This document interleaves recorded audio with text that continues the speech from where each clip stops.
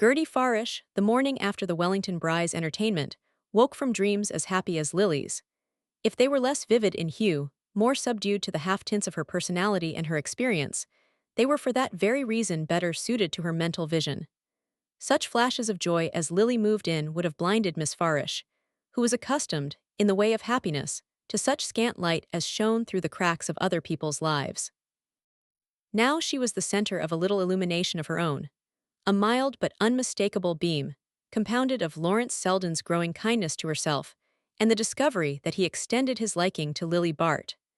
If these two factors seem incompatible to the student of feminine psychology, it must be remembered that Gerty had always been a parasite in the moral order, living on the crumbs of other tables, and content to look through the window at the banquet spread for her friends. Now that she was enjoying a little private feast of her own, it would have seemed incredibly selfish not to lay a plate for a friend, and there was no one with whom she would rather have shared her enjoyment than Miss Bart. As to the nature of Selden's growing kindness, Gerty would no more have dared to define it than she would have tried to learn a butterfly's colors by knocking the dust from its wings. To seize on the wonder would be to brush off its bloom, and perhaps see it fade and stiffen in her hand, better the sense of beauty palpitating out of reach, while she held her breath and watched where it would alight. Yet Selden's manner at the Brys had brought the flutter of wings so close that they seemed to be beating in her own heart. She had never seen him so alert, so responsive, so attentive to what she had to say. His habitual manner had an absent-minded kindliness which she accepted, and was grateful for, as the liveliest sentiment her presence was likely to inspire. But she was quick to feel in him a change implying that for once she could give pleasure as well as receive it. And it was so delightful that this higher degree of sympathy should be reached through their interest in Lily Bart. Gerty's affection for her friend, a sentiment that had learned to keep itself alive on the scantiest diet, had grown to active adoration since Lily's restless curiosity had drawn her into the circle of Miss Farish's work. Lily's taste of beneficence had wakened in her a momentary appetite for well-doing. Her visit to the girls' club had first brought her in contact with the dramatic contrasts of life.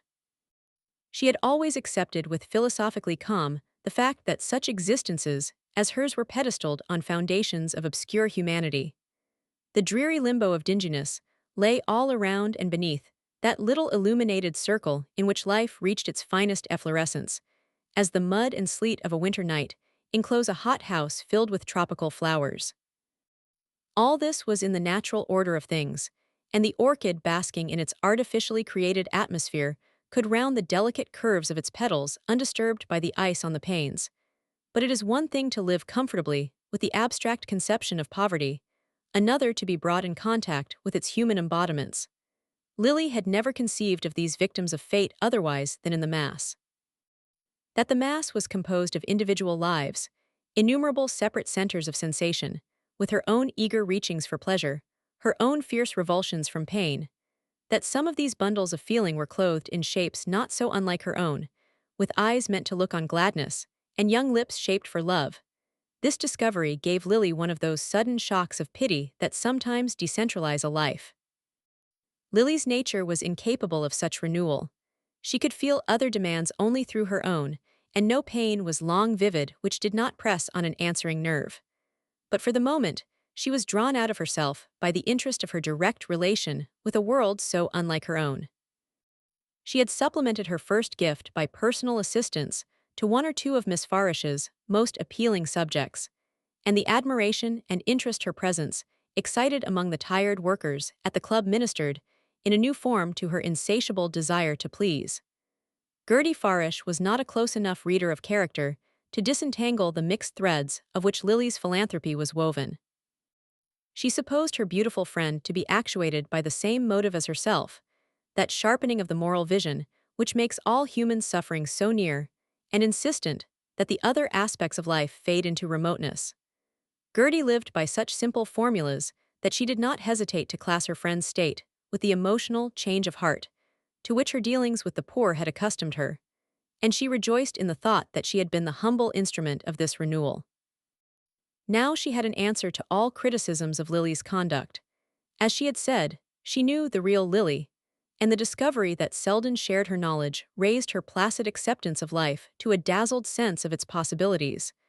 a sense farther enlarged, in the course of the afternoon, by the receipt of a telegram from Selden asking if he might dine with her that evening. While Gerty was lost in the happy bustle which this announcement produced in her small household, Selden was at one with her in thinking with intensity of Lily Bart.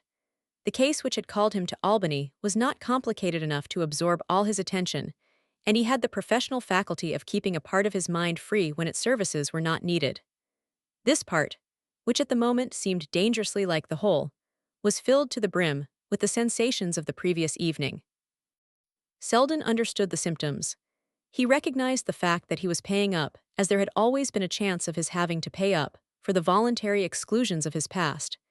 He had meant to keep free from permanent ties, not from any poverty of feeling, but because, in a different way, he was, as much as Lily, the victim of his environment. There had been a germ of truth in his declaration to Gerty Farish that he had never wanted to marry a nice girl, the adjective connoting, in his cousin's vocabulary, certain utilitarian qualities which are apt to preclude the luxury of charm. Now it had been Selden's fate to have a charming mother. Her graceful portrait, all smiles and cashmere, still emitted a faded scent of the undefinable quality. His father was the kind of man who delights in a charming woman, who quotes her, stimulates her, and keeps her perennially charming. Neither one of the couple cared for money, but their disdain of it took the form of always spending a little more than was prudent. If their house was shabby, it was exquisitely kept. If there were good books on the shelves, there were also good dishes on the table. Selden Sr. had an eye for a picture, his wife an understanding of old lace, and both were so conscious of restraint and discrimination in buying that they never quite knew how it was that the bills mounted up. Though many of Selden's friends would have called his parents poor, he had grown up in an atmosphere where restricted means were felt only as a check on aimless profusion, where the few possessions were so good that their rarity gave them a merited relief, and abstinence was combined with elegance, in a way exemplified by Mrs. Selden's knack of wearing her old velvet as if it were new. A man has the advantage of being delivered early from the home point of view, and before Selden left college, he had learned that there are as many different ways of going without money as of spending it. Unfortunately, he found no way as agreeable as that practiced at home, and his views of womankind in especial were tinged by the remembrance of the one woman who had given him his sense of values. It was from her that he inherited his detachment from the sumptuary side of life, the Stoic's carelessness of material things, combined with the Epicurean's pleasure in them. Life shorn of either feeling appeared to him a diminished thing, and nowhere was the blending of the two ingredients so essential as in the character of a pretty woman. It had always seemed to Selden that experience offered a great deal besides the sentimental adventure, yet he could vividly conceive of a love which should broaden and deepen till it became the central fact of life. What he could not accept in his own case was the makeshift alternative of a relation that should be less than this, that should leave some portions of his nature unsatisfied, while it put an undue strain on others. He would not, in other words, yield to the growth of an affection which might appeal to pity yet leave the understanding untouched. Sympathy should no more delude him than a trick of the eyes, the grace of helplessness than a curve of the cheek. But now that little but passed like a sponge over all his vows. His reasoned-out resistances seemed for the moment so much less important than the question as to when Lily would receive his note. He yielded himself to the charm of trivial preoccupations, wondering at what hour her reply would be sent, with what words it would begin. As to its import, he had no doubt. He was as sure of her surrender as of his own. And so he had leisure to muse on all its exquisite details, as a hard worker, on a holiday morning, might lie still and watch the beam of light travel gradually across his room. But if the new light dazzled, it did not blind him. He could still discern the outline of facts, though his own relation to them had changed. He was no less conscious than before of what was said of Lily Bart, but he could separate the woman he knew from the vulgar estimate of her.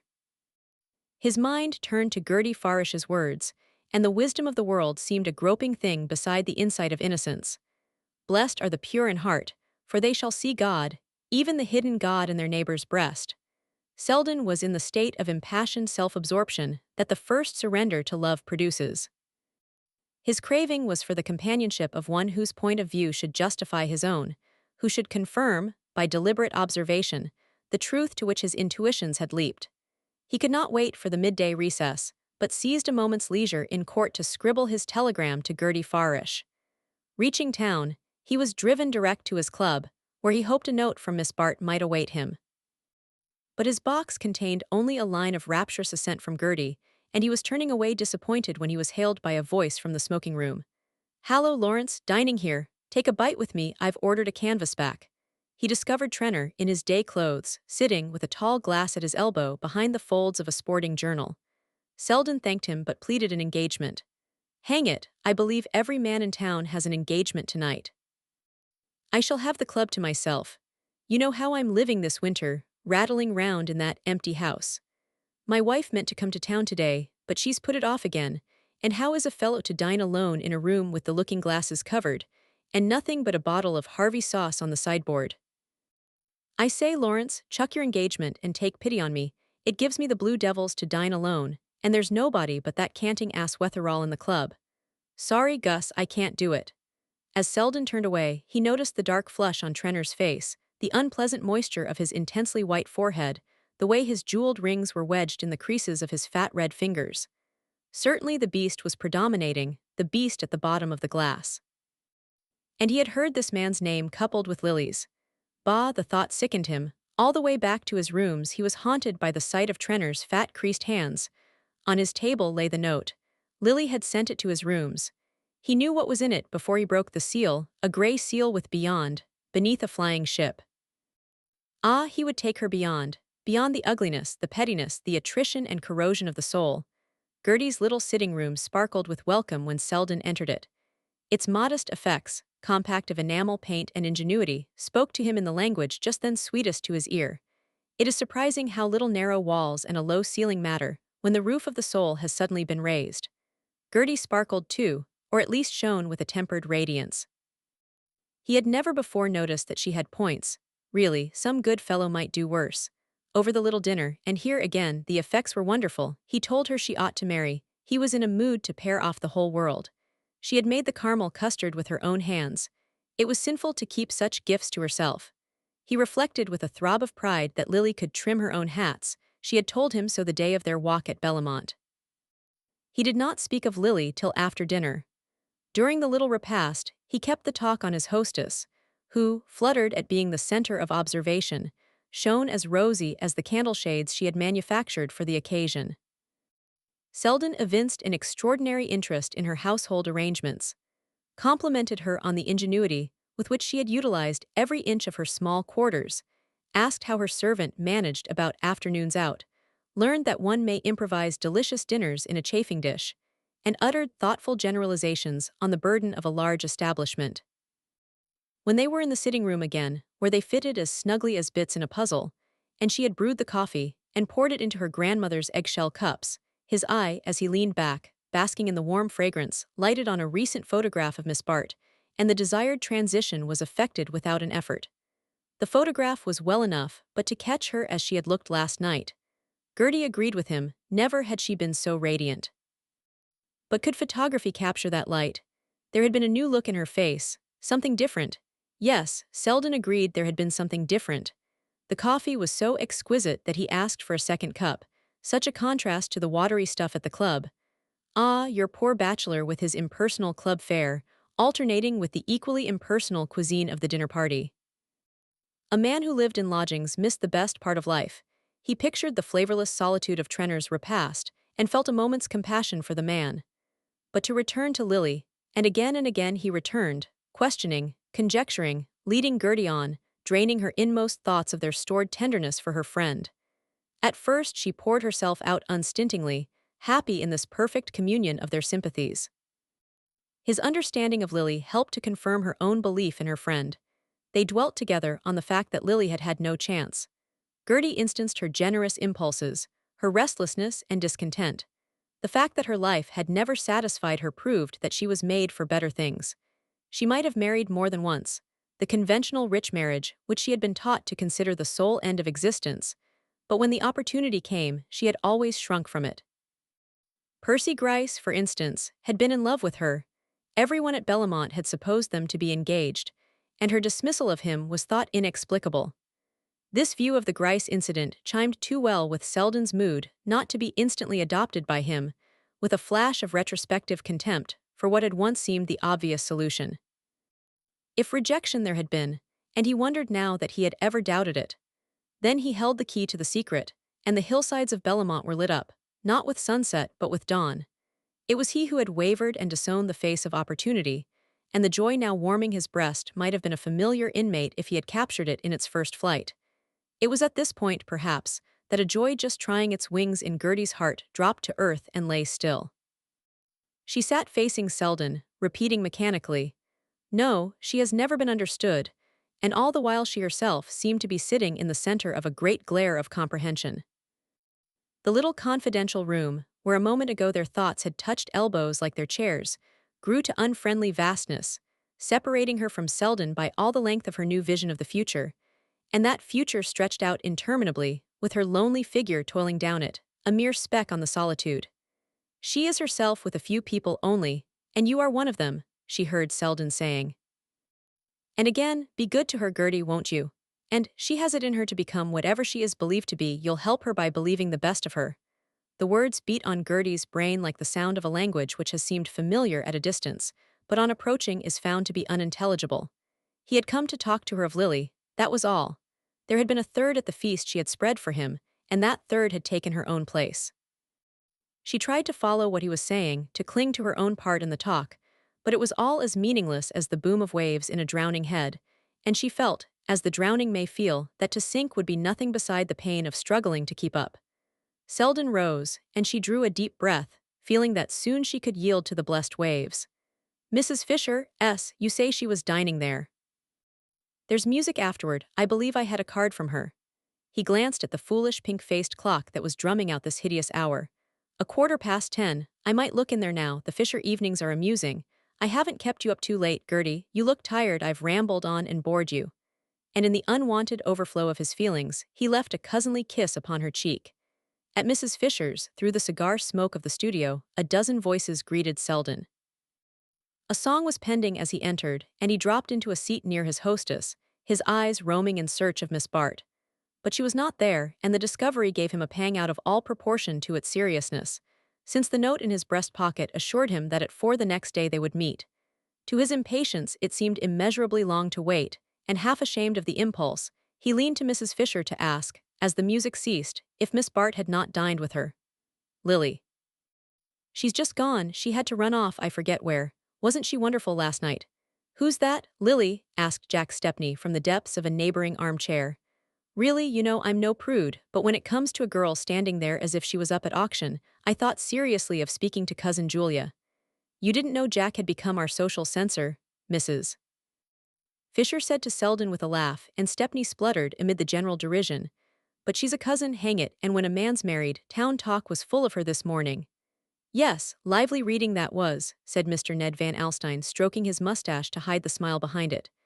"Buy the dirty sheet? No, of course not. Some fellow showed it to me, but I'd heard the stories before. When a girl's as good-looking as that she'd better marry, then no questions are asked. In our imperfectly organized society, there is no provision as yet for the young woman who claims the privileges of marriage without assuming its obligations. Well, I understand Lily is about to assume them in the shape of Mr. Rosedale," Mrs. Fisher said with a laugh. "Rosedale, good heavens!" exclaimed Van Alstyne, dropping his eyeglass. "Stepney, that's your fault for foisting the brood on us."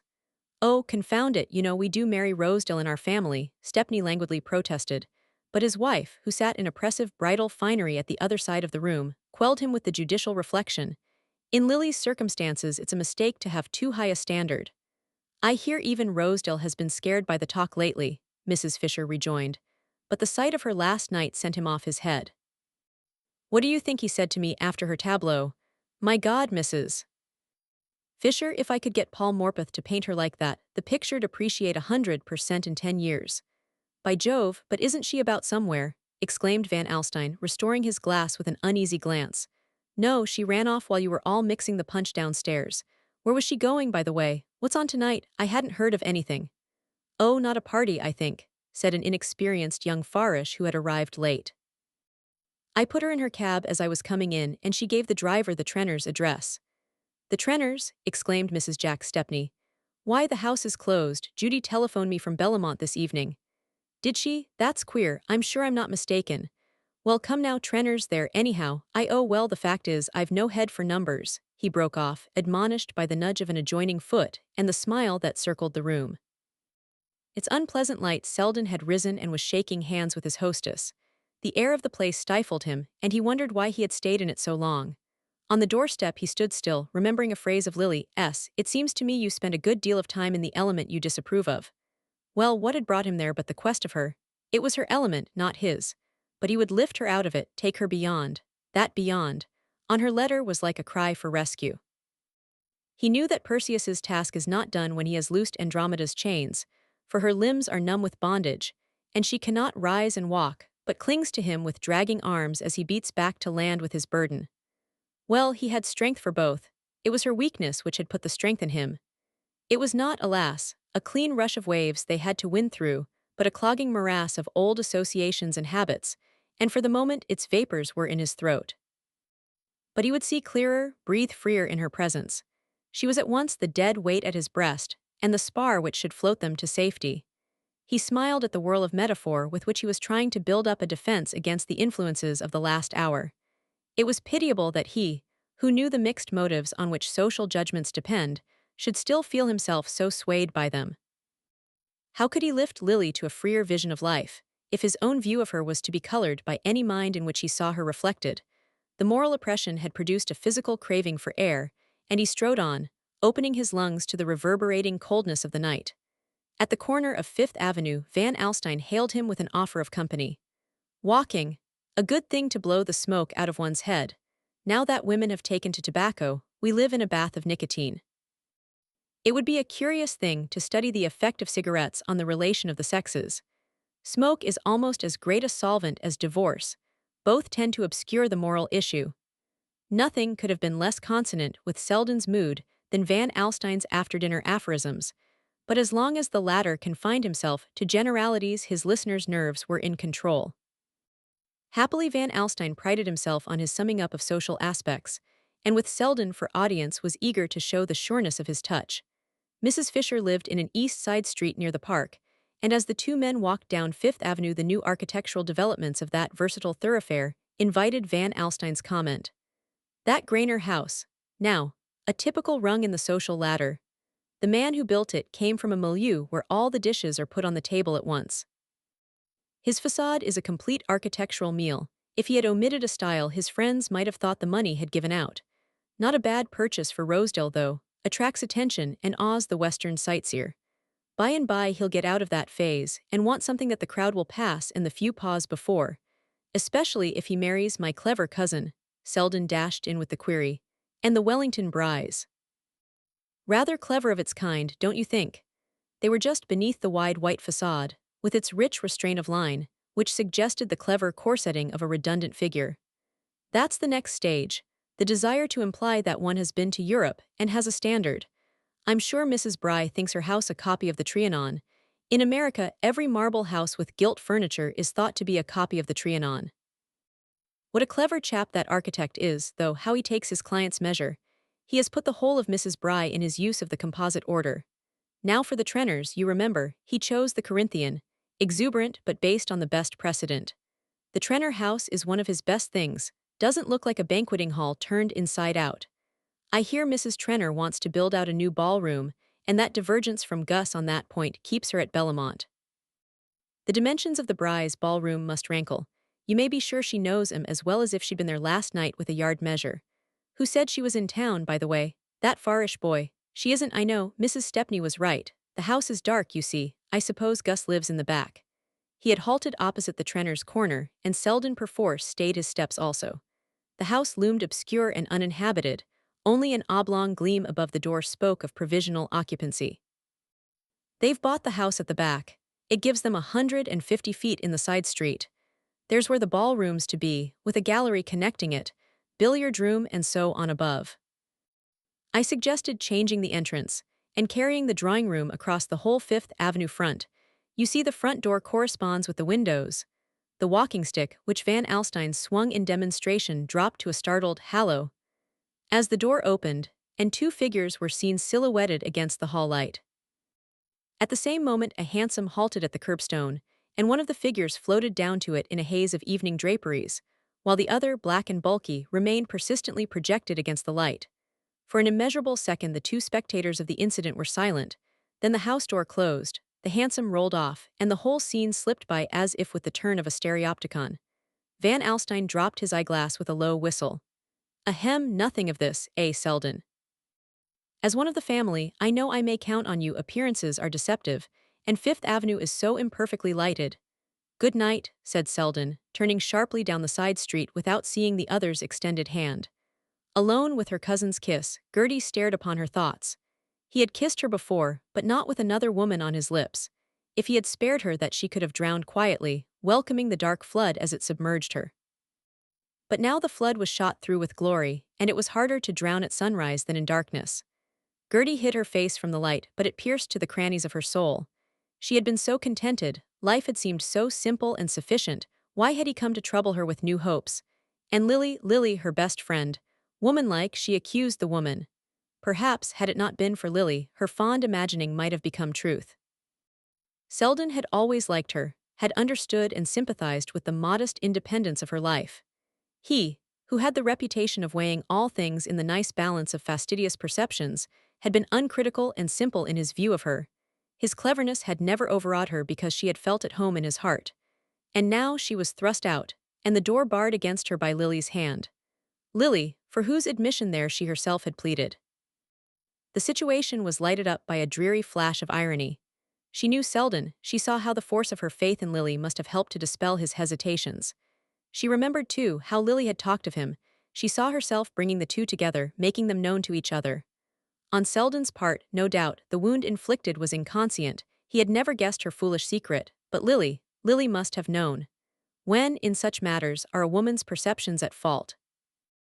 And if she knew, then she had deliberately despoiled her friend. And in mere wantonness of power, since, even to Gerty's suddenly flaming jealousy, it seemed incredible that Lily should wish to be Selden's wife. Lily might be incapable of marrying for money, but she was equally incapable of living without it. And Selden's eager investigations into the small economies of housekeeping made him appear to Gerty as tragically duped as herself. She remained long in her sitting room, where the embers were crumbling to cold gray, and the lamp paled under its gay shade. Just beneath it stood the photograph of Lily Bart, looking out imperially on the cheap gimcracks, the cramped furniture of the little room. Could Selden picture her in such an interior? Gerty felt the poverty, the insignificance of her surroundings. She beheld her life as it must appear to Lily, and the cruelty of Lily's judgment smote upon her memory. She saw that she had dressed her idol with attributes of her own making. When had Lily ever really felt, or pitied, or understood? All she wanted was the taste of new experiences. She seemed like some cruel creature experimenting in a laboratory. The pink-faced clock drummed out another hour, and Gerty rose with a start. She had an appointment early the next morning with a district visitor on the east side. She put out her lamp, covered the fire, and went into her bedroom to undress. In the little glass above her dressing table, she saw her face reflected against the shadows of the room, and tears blotted the reflection. What right had she to dream the dreams of loveliness? A dull face invited a dull fate. She cried quietly as she undressed, laying aside her clothes with her habitual precision, setting everything in order for the next day, when the old life must be taken up as though there had been no break in its routine. Her servant did not come till 8 o'clock, and she prepared her own tea tray and placed it beside the bed. Then she locked the door of the flat, extinguished her light and lay down. But on her bed sleep would not come, and she lay face to face with the fact that she hated Lily Bart. It closed with her in the darkness like some formless evil to be blindly grappled with. Reason, judgment, renunciation, all the sane daylight forces, were beaten back in the sharp struggle for self-preservation. She wanted happiness, wanted it as fiercely and unscrupulously as Lily did, but without Lily's power of obtaining it. And in her conscious impotence she lay shivering and hated her friend. A ring at the doorbell caught her to her feet. She struck a light and stood startled, listening. For a moment her heart beat incoherently, then she felt the sobering touch of fact, and remembered that such calls were not unknown in her charitable work.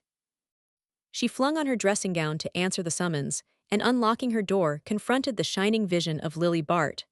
Gerty's first movement was one of revulsion. She shrank back as though Lily's presence flashed too sudden a light upon her misery. Then she heard her name in a cry, had a glimpse of her friend's face, and felt herself caught and clung to. "Lily, what is it?" she exclaimed.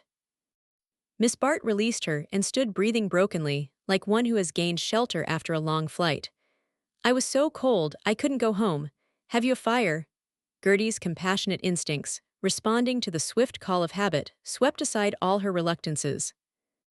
Lily was simply someone who needed help. For what reason, there was no time to pause and conjecture.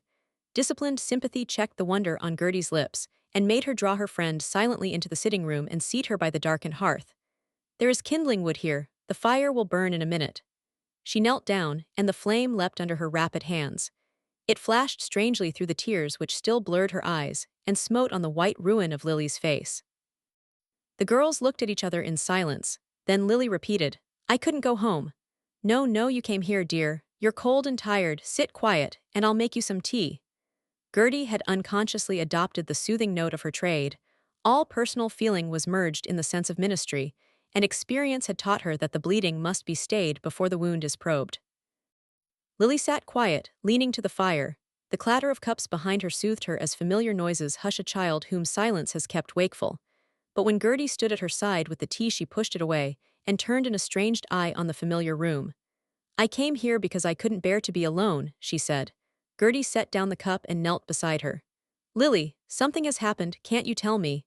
I couldn't bear to lie awake in my room till morning. I hate my room at Aunt Julia's, so I came here." She stirred suddenly, broke from her apathy, and clung to Gertie in a fresh burst of fear.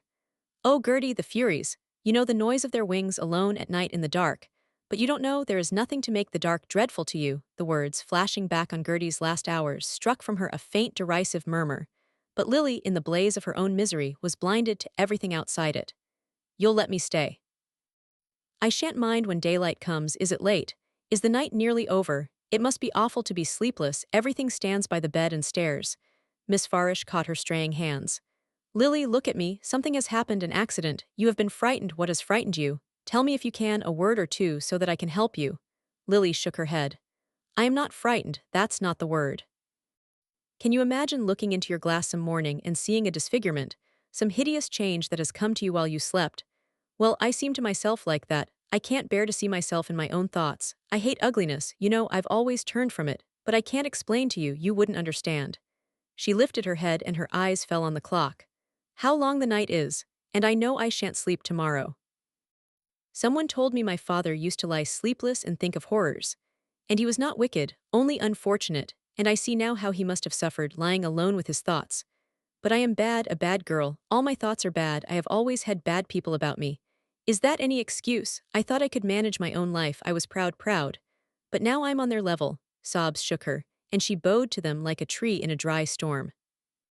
Gertie knelt beside her waiting, with the patience born of experience, till this gust of misery should loosen fresh speech. She had first imagined some physical shock, some peril of the crowded streets, since Lily was presumably on her way home from Carrie Fisher's. But she now saw that other nerve centers were smitten, and her mind trembled back from conjecture. Lily's sobs ceased, and she lifted her head. "There are bad girls in your slums. Tell me, do they ever pick themselves up? Ever forget and feel as they did before? Lily, you mustn't speak so, you're dreaming. Don't they always go from bad to worse? There's no turning back, your old self rejects you and shuts you out." She rose, stretching her arms as if in utter physical weariness. "Go to bed, dear, you work hard and get up early. I'll watch here by the fire and you'll leave the light and your door open. All I want is to feel that you are near me." She laid both hands on Gertie's shoulders with a smile that was like sunrise on a sea strewn with wreckage. "I can't leave you, Lily. Come and lie on my bed. Your hands are frozen, you must undress and be made warm."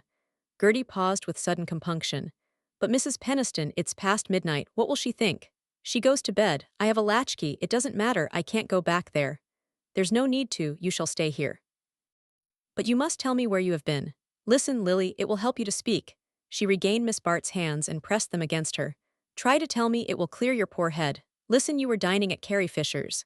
Gertie paused and added with a flash of heroism, "Lawrence Selden went from here to find you."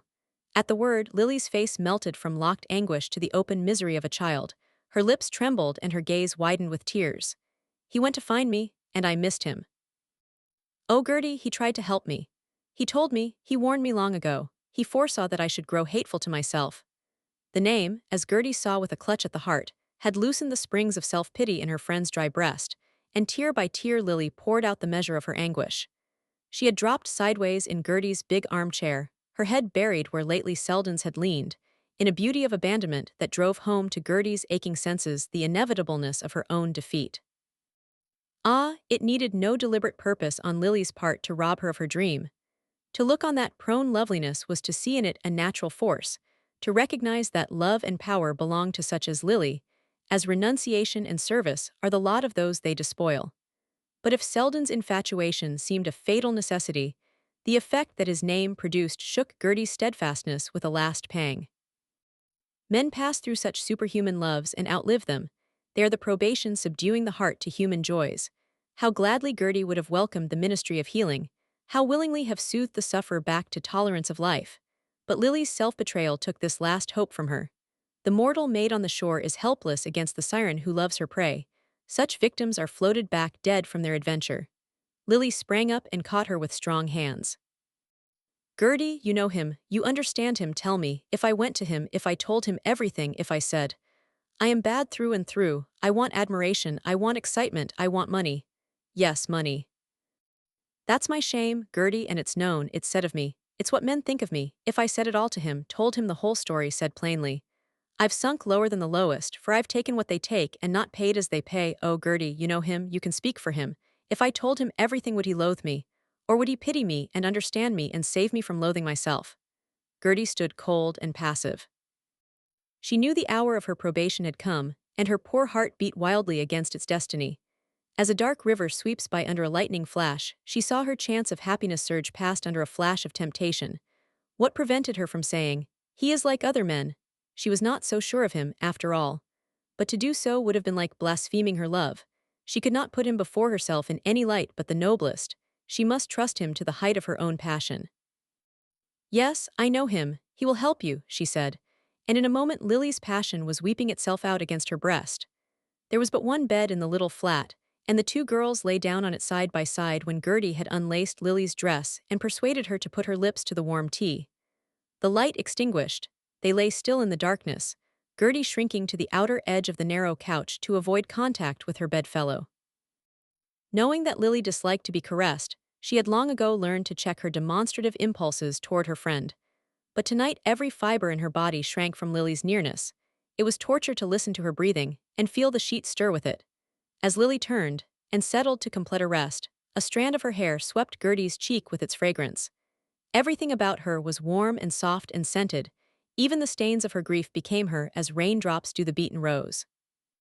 But as Gertie lay with arms drawn down her side, in the motionless narrowness of an effigy, she felt a stir of sobs from the breathing warmth beside her, and Lily flung out her hand, groped for her friend S and held it fast. Hold me, Gertie, hold me, or I shall think of things, she moaned. And Gertie silently slipped an arm under her, pillowing her head in its hollow as a mother makes a nest for a tossing child. In the warm hollow Lily lay still, and her breathing grew low and regular. Her hand still clung to Gertie's, as if to ward off evil dreams, but the hold of her fingers relaxed, her head sank deeper into its shelter, and Gertie felt that she slept.